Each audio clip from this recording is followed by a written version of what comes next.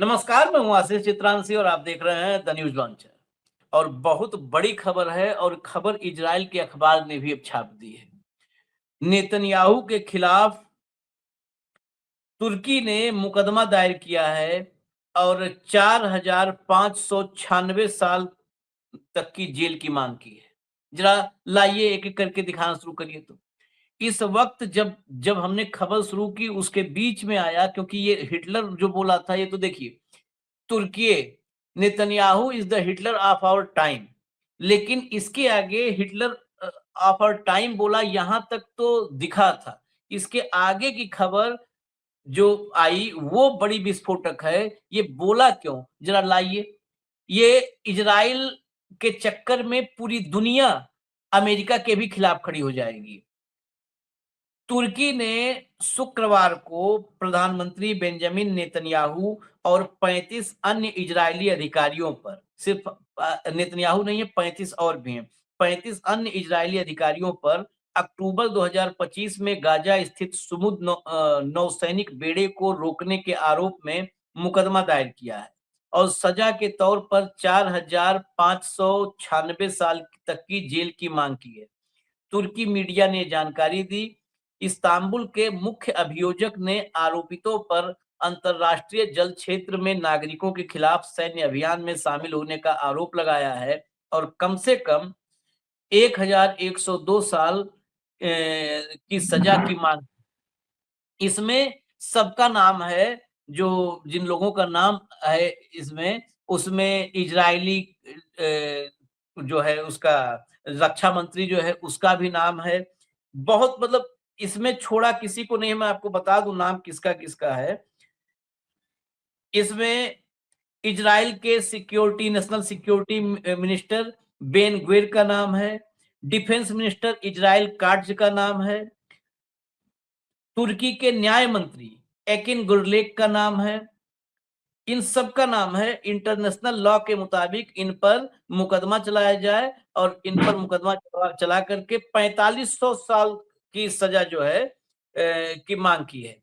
Benjamin Netanyahu का भी इस पर रिएक्शन आया है।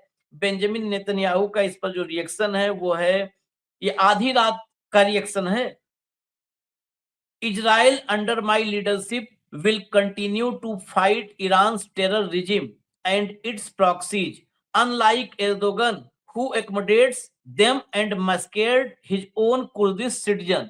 ये मैस्केर की बात कर रहा है। मैं आपको स्क्रीन पर भी कुछ देर में दिखा दूंगा, लेकिन जरा पहले दिखाइए उस खबर को लाइए जरा जो तुर्की ने किया है, पोस्ट किया है। जरा वो ट्वीट ले आइए, स्क्रीन पर लाइए, ट्वीट लाइए। ये देखिए, regarding the social media post by Israeli prime minister Netanyahu, जो नेतन्याहू ने पोस्ट किया उसके उस पर तुर्की के तरफ से बाकायदे रिलीज जारी किया गया है। रिलीज भी दिखाइए जरा, रिलीज जारी किया गया है। लाइए स्क्रीन पर रिलीज लाइए। ये देखिए, ये पूरा का पूरा प्रेस रिलीज जारी है और इसमें लिखा है Netanyahu who has been described as the Hitler of our time, जहां पर हमने खबर दिखाई थी आपको पहले, who has been described as the Hitler of our time due to the crimes he has committed, is a well-known figure with a clear track record. An arrest warrant has been issued against Netanyahu by the International Criminal Court on charges of war crimes and crimes against humanity. Under Netanyahu's administration, Israel is facing proceedings before the International Court of Justice on charges of genocide. Netanyahu के अगुवाई में जो Israel का प्रशासन है वो नरसंहार के आरोप झेल रहा है इंटरनेशनल कोर्ट में। क्राइम जो क्रिमिनल कोर्ट जो है वो नेतन्याहू के खिलाफ युद्ध अपराध के मामले में वारंट जारी कर चुकी है। उसका उस पर वारंट है इस वक्त भी। उसे आज की तारीख में उसका ट्रैक रिकॉर्ड देखते हुए हमारे दौर का हिटलर कहा जाता है। Netanyahu's current objective is to undermine ongoing peace negotiations and continue his expansionist policies, मतलब विस्तारवादी नीतियां in the region. Failing this, he risks being tried in his own country and is likely to be sentenced to imprisonment. उस पे risk है अपने ही देश में जो उसके ऊपर सुनवाई। और आज देखिए बहुत महत्वपूर्ण है, मुझे लगता है इस तारीख को ये पढ़ते समय देखिए कई चीजें जुड़ती हैं, ध्यान में आती। आज उसके खिलाफ हियरिंग होनी थी, नेतन्याहू के खिलाफ। इजराइल में जो करप्शन के 3 मामले हैं, केस नंबर 1000, केस नंबर 2000 और केस नंबर 4000, हमने तीनों बताया था। आज उस मामले में इजराइल की सुप्रीम कोर्ट में नेतन्याहू के खिलाफ हियरिंग होनी थी। और आज ही ये शांति वार्ता 24 घंटे हो सकता है ये और भी खिंच जाता। आज ही शांति वार्ता, मुझे लगता है नेतन्याहू का दबाव कि शांति वार्ता आज रोको, इजराइल में भी माहौल बदलेगा। हो सकता है क्योंकि रिक्वेस्ट ये कर रहा था कि सुनवाई को टाल दिया जाए, अभी न सुनवाई की जाए, लेकिन सुप्रीम कोर्ट सुनवाई टालने के लिए तैयार नहीं हुआ था। तो ऐसे हालात में ये पहला जो प्रथम दृष्टया होता है, प्रथम दृष्टया ये लग रहा है कि पूरा का पूरा खुद को बचाने के लिए ये युद्ध अपराधी। कई बार ऐसे लोग आते हैं दुनिया में कि अपने आप को बचाने के लिए वो पीढ़ियों का नाश कर देते हैं। ये शायद खुद को बचाने के लिए पीढ़ियों का नाश करने पर आमादा है, चारों तरफ से घिरा है। The fact that our president has been targeted by Israeli officials with baseless, brazen and false allegations is a result of the discomfort caused by the truth we have consistently voiced on every platform. हमारे राष्ट्रपति को जो इसने कहा था कि कुर्दों का नरसंहार किया है, ये नरसंहार की बात करेगा। वो सिर्फ और सिर्फ जो उस पर उसकी सच्चाई हमने बताई है, उसकी बौखलाहट है। Turkey will continue to stand by innocent civilians and will further its effort to ensure that Netanyahu is held accountable for the crimes he has committed. तुर्की इस पर पूरी तरह से उसका स्टैंड क्लियर है और वो अड़ा रहेगा कि जो जो इसने क्राइम किए हैं नेतन्याहू ने, उसका इसको उसकी पूरी सजा मिले, पूरी सजा मिले। और 4500 साल से ज्यादा की सजा की मांग को लेकर के मुकदमा भी दायर कर दिया है। नेतन्याहू का भी पोस्ट दिखा दीजिए, उसकी पोस्ट के बगैर अधूरा है, पूरे दुनिया में अकेले मचा रखा है तबाही।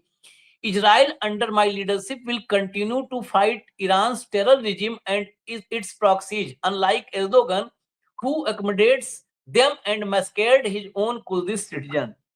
ये जो है कुर्द लड़ाकों को, ये तो इसकी पोल खोलने के लिए एक ही बात काफी है, हटाइए इसको जरा, एक ही बात काफी है इसकी पोल खोलने के लिए। ट्रंप ने अपने, वही कहते हैं ना, बहसू आदमी है, बहसता है सेखी बघारता है, अपने सेखी बघारने में एक्सेप्ट कर लिया था कि हम कुर्दों को ईरान में विद्रोह करने के लिए हथियार भिजवाते थे, मोसाद और CIA भिजवाता था। तो कुर्दों का नरसंहार एर्दोगन ने किया कि नहीं किया उसको तो आप छोड़ दीजिए, वो सवाल कायम रहेगा अगर सवाल दुनिया में होगा तो। लेकिन आप किसी भी देश के भीतर उपद्रव पैदा करवाने के लिए आप किसी भी देश में माहौल, हमारे देश में लश्कर या जैश घुसता है, माहौल खराब करता है, तभी तो हम आतंकी कहते हैं संगठन। आप किसी भी देश में विद्रोही समूहों को हथियार प्रोवाइड करवाओगे तो आप शांति दूत हो। सबसे बड़ा आतंकी इस दुनिया में है ये आदमी, सबसे बड़ा आतंकी। अब देखिए खबर अब आगे कहां पहुंची। कुर्द को भी उसका रहा है कि देखो मैं तुम्हारी भी बात करता हूं, लेकिन कुर्द के लड़कों ने अभी भी इस युद्ध में उतरने से मना कर दिया। वो एक अलग लाइन है। लेकिन सबसे बड़ी बात जो ये है, जो टर्की आपने कहा कि टर्की को गेटवे ऑफ यूरोप कहते हैं एशिया के लिए, वहां से यूरोप शुरू होता है। टर्की ने अमेरिका का साथ दिया, टर्की यूरोप के साथ है, लेकिन टर्की अपने बाकी देशों के साथ संबंध खराब नहीं करते। भारत ने टर्की से बहुत कुछ सीखना चाहिए। टर्की ने भारत से भी संबंध रखे, लेकिन पाकिस्तान उसका पहले सगा निकला। जब उसको करना था तो उसने पाकिस्तान को किया, पाकिस्तान को मदद की ऑपरेशन सिंदूर में। तो टर्की का ये कहना कि हम इजराइल की दादागिरी नहीं चलने देंगे और उसके खिलाफ कोर्ट केस करना, ये बहुत बड़ी बात है। ये ऐसे समय आ गया कि जब ईरान का युद्ध और भीषणता की ओर जा रहा है। अमेरिका अपना एक एक अलाई खो रहा है। नाटो दूर रह गई, उसके बाद बाकी लोग दूर रह गए। बाकी बचे हुए लोगों में तुर्की ने भी आज ईरान की इजराइल के खिलाफ फ्रंट खोल दिया, और पहले से इस पूरे युद्ध में पहले दिन से वो फ्रंट खोल के बैठा है। हम्म अमेरिका पाकिस्तान भी इजराइल के खिलाफ फ्रंट खोल के बैठा है, जो अमेरिका का दोस्त है। हम्म लेकिन इतना कुछ होने के बाद भी इजराइल जरूरी क्यों है अमेरिका को? बस व्यक्तिगत बचाव के लिए। पत्नी का थोड़ा नाम क्या उछला तो कल पत्नी को प्रेस कॉन्फ्रेंस लेनी पड़ी, और वो प्रेस हम्म कॉन्फ्रेंस मुंह पे बल गिर गई, क्योंकि वो प्रेस कॉन्फ्रेंस में जो बोला उसके बाद जो फोटो और जो बाकी व्हाट्सएप चैट और जो सब बाहर आ गया, तो उसमें तो गदर खा गया। वो बोली मैं एप्स्टीन को जानती नहीं, और एप्स्टीन कहता है अरे ये तो मेरे, इनका पहली बार सुहागरात जो है तो मेरे प्लेन में बनी थी शादी के पहले ही, हाँ। ललिता एक्सप्रेस में। और छिचा लेदर हो गई। और वो तो टीजर था। मैंने कहा ट्रेलर, तो हमारे खत्री जी बोले, अत्री जी बोले नहीं नहीं टीजर है ये, अभी ट्रेलर इससे बड़ा है, और फिल्म तो पीछे पूछो ही मत। हम्म हम्म वो इसलिए एक हमारी पुरी की कुछ पड़ी होगी फिल्म में, इसलिए भारत जाके गोद में बैठ गया। और पुरी साहब को निकाल नहीं सकते आप इतने आरोप लगने के बाद भी। नहीं, पुरी को तो नहीं, राजनाथ सिंह निकल जाएंगे। हरदीप पुरी और पुरी ने जयशंकर नहीं निकल, भाव देख लीजिएगा, निकल कैबिनेट साफ हो जाए तो भी। अरे अमित शाह निकल सकते हैं, लेकिन हरदीप पुरी नहीं निकलेंगे, हाँ, क्योंकि हरदीप पुरी ने मुंह खोल दिया तो फिर क्या होगा? जो इजराइल कर 56। रहा है अमेरिका के साथ, वही ये कर रहे होंगे बाकी लोगों के साथ। हिसाब फिर कितनी की व्यवस्था की थी मैंने आपकी? मैं अकेला थोड़ी था उसने, आप भी तो थे। तो ये सब व्यक्तिगत स्वार्थ के चलते पूरे विश्व को एक युद्ध के तरफ लेके जा रहे हैं। यदि परमाणु हथियार यूज होते हैं ईरान में, फिर नॉर्थ कोरिया चीन उतरेगा ताकत के साथ, इतना याद है। क्योंकि यदि ईरान को खत्म कर दिया परमाणु युद्ध में, अमेरिका ईरान पे कब्जा कर लेगा, अपनी रिजिम बिठाएगा, और वो चीन के लिए सबसे बड़ा बॉटलनेक होगा। चीन का गला बंद हो जाएगा। हम्म फिर वो चीन को तेल नहीं देगा, फिर हार्मुज बंद हो जाएगा चीन के लिए। हार्मुज ऐसा एक हथियार उठा लिया है ईरान ने कि हार्मुज के चलते विश्व युद्ध पे जाएगा ये अमेरिका की ज्यादाती। और इसमें पूरा नुकसान, विश्व युद्ध हो गया तो खेला कहां जाएगा? ये मिडिल ईस्ट में ही खेला जाएगा। इसमें मिडिल ईस्ट के सारे देश बर्बाद होंगे। वो सर पे हाथ रखे होंगे, काहे हम साला इधर बेच दिया अमेरिका को, बिना वजह हम मर गए, क्यों हम इजराइल की दोस्ती कर रहे थे? फिर इजराइल नहीं बचेगा। ये इम्पोर्टेंट है। ईरान ने अब जो भी बहुत सारी अटकलबाजियां चल रही हैं, जब से हमने खबर शुरू ब्रेक की तब से, कि अब फिर से बातचीत हो सकती है, नई डेट होगी, आगे डेट तय हो जाएगी। ईरान ने बिल्कुल साफ कर दिया है, इस्लामाबाद वार्ता फेल होने पर ईरान ने साफ साफ दावा किया है कि अब आगे कोई बातचीत नहीं। अमेरिका को बस एक बहाना चाहिए था, वो बहाना लेकर के आया था, एक बहाना बातचीत का जो है, और उसके पीछे की का जो मोटिव है वो भी ईरान ने साफ किया और कहा अब आगे कोई बातचीत नहीं होगी। अंदर जरा लाइए इसके खबर के भीतर। ईरान की सरकारी न्यूज एजेंसी फार्स ने पाकिस्तान में मौजूद ईरानी टीम के करीबी सूत्रों के हवाले से बड़ा खुलासा किया है। ईरान का मानना है कि अमेरिका को इस बातचीत की जरूरत सिर्फ इसलिए थी ताकि दुनिया के सामने वह अपनी खोई हुई साख बचा सके। ईरान का आरोप है कि जंग के मैदान में हार और रुकावट झेलने के बावजूद अमेरिका अपनी जिद छोड़ने को तैयार नहीं था। वह मेज पर बैठकर ऐसी शर्तें थोप रहा था जिन्हें मानना मुमकिन ही नहीं था, ताकि बातचीत टूटने का दोष ईरान पर मढ़ा जा सके। आगे चलिए। मढ़ा जा सके, इसमें तो सब कुछ साफ है। मरने का क्या है, दुनिया देख रही है। ईरानी विदेश मंत्रालय के प्रवक्ता ने इस्लामाबाद वार्ता पर अपनी बात रखते हुए बातचीत के दौरान कई अहम बिंदुओं पर तो आपसी सहमति बन गई थी, लेकिन दो सबसे महत्वपूर्ण मुद्दों पर दोनों पक्षों की राय अलग रही। इसी वजह से यह चर्चा किसी अंतिम समझौते तक नहीं पहुंच सकी। ईरानी मीडिया के मुताबिक विदेश मंत्रालय के प्रवक्ता ने यह भी माना कि यह पूरी बातचीत अविश्वास के माहौल में हुई थी, इसलिए सिर्फ एक बैठक में ही किसी बड़े नतीजे की उम्मीद करना ठीक नहीं था।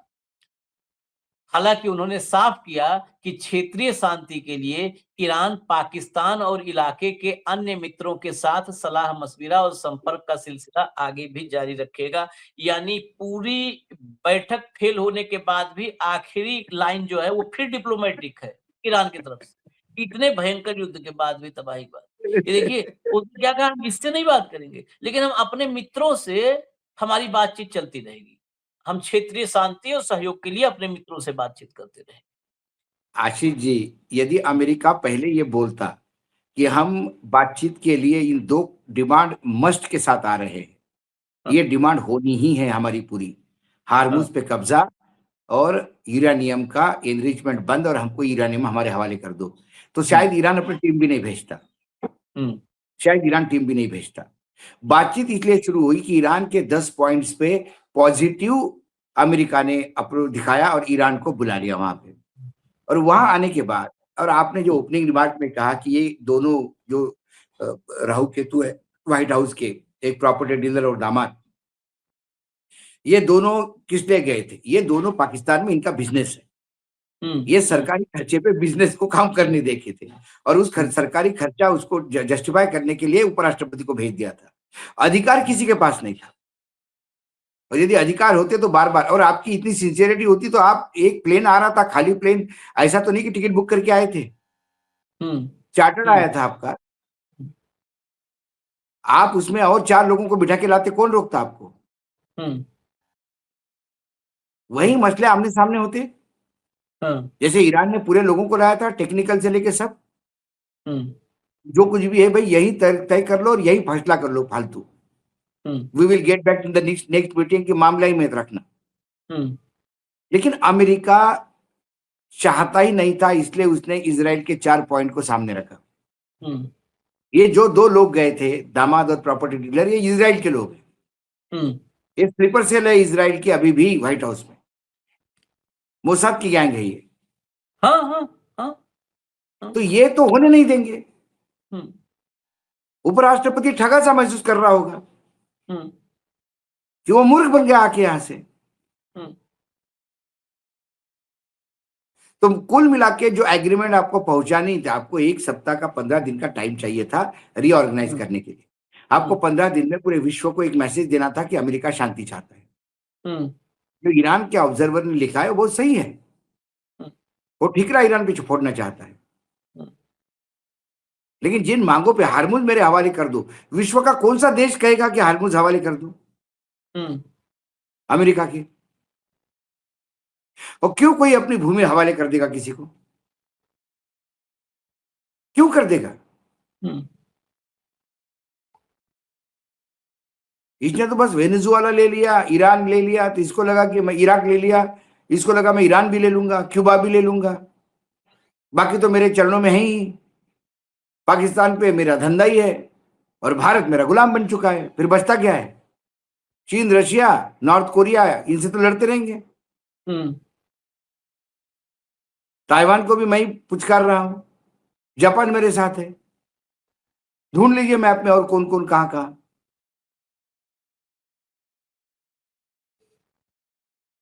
तो कुल मिलाकर ये प्री प्लान्ड था। और अमेरिका की तरफ से मैंने कहा ना, make an offer, the opponent will never agree, so we can go for disagreement. जब आपको डिसएग्री ही करवाना है तो ऐसा ऑफर दे दो। ये सब कहते ना कि वो रक्त पिपासु, नरभक्षी, ये वो हो चुके हैं, इनको जुबान पर वो लग गया है, रक्त पिपासु हैं ये सब। इजाजत दीजिए, हमें खबरें और बड़ी महत्वपूर्ण है वो भी हम लेकर के आ रहे हैं। धन्यवाद भाऊ, बहुत बहुत धन्यवाद, नमस्कार।